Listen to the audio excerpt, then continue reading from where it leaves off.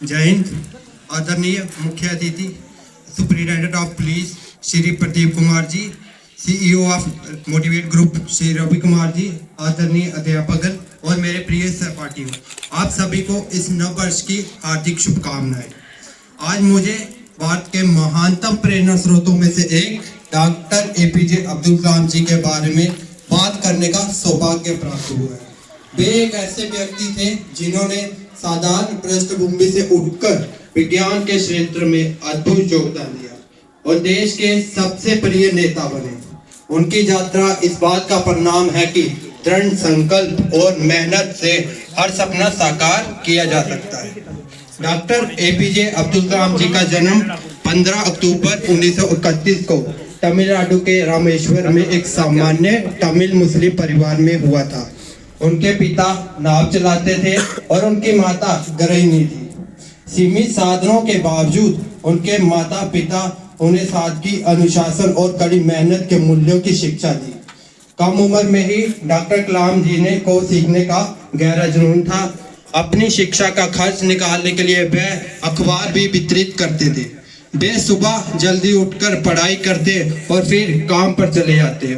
उनका ये संघर्ष और शिक्षा के प्रति समर्पण और असाधारण सफर की नींव बना। कलाम को जी ने भौतिक और एरोस्पेस इंजीनियरिंग में शिक्षा प्राप्त की। आर्थिक कठिनाइयों के बावजूद उन्होंने मद्रास इंस्टीट्यूट ऑफ टेक्नोलॉजी में अपना दाखिला लिया, जहां उन्होंने अपनी तकनीकी कौशल को निखारा। यहीं से उनके भारत के अंतरिक्ष और रक्षा क्षेत्र में योगदान करने के सपने को आकार लिया। अपनी शिक्षा पूरी करने के बाद डॉक्टर कलाम जी ने रक्षा अनुशासन और विकास संगठन और बाद में भारतीय अंतरिक्ष अनुसंधान संगठन में काम किया। उन्होंने सैटेलाइट लॉन्च व्हीकल, बैलिस्टिक मिसाइलों के विकास में महत्वपूर्ण योगदान दिया, जिसके लिए उन्हें मिसाइल मैन ऑफ इंडिया भी कहा गया। उनकी अगुवाई में भारत ने पहला सैटेलाइट लॉन्च व्हीकल सफलतापूर्वक लॉन्च किया, लेकिन उनकी यात्रा संघर्षों से भरी थी। शुरुआती कई प्रयोगों में उन्हें असफलताएं मिली। हालांकि कलाम जी का अटल विश्वास और टीम को प्रेरित करने की क्षमता ने इन असफलताओं को सफलता में बदल दिया। वे हर बार अपनी नई ऊर्जा और सीखने की प्रेरणा देते। डॉक्टर कलाम का योगदान केवल विज्ञान तक ही सीमित नहीं था।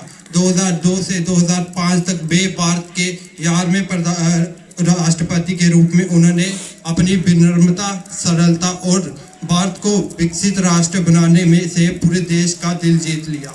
उनका विजन 2020 में भारत को समृद्ध और आत्मनिर्भर बनाने की योजना थी। राष्ट्रपति पद से सेवानिवृत्त होने के बाद वे भी युवाओं के साथ जुड़े रहे।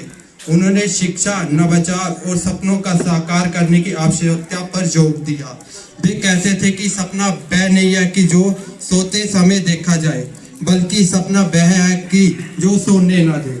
27 जुलाई 2015 को IIM में शिलोंग में छात्रों का विख्यात देते समय डॉक्टर कलाम जी ने अंतिम सांस ली और उनकी सोच आज भी करोड़ों लोगों में प्रेरित करती है।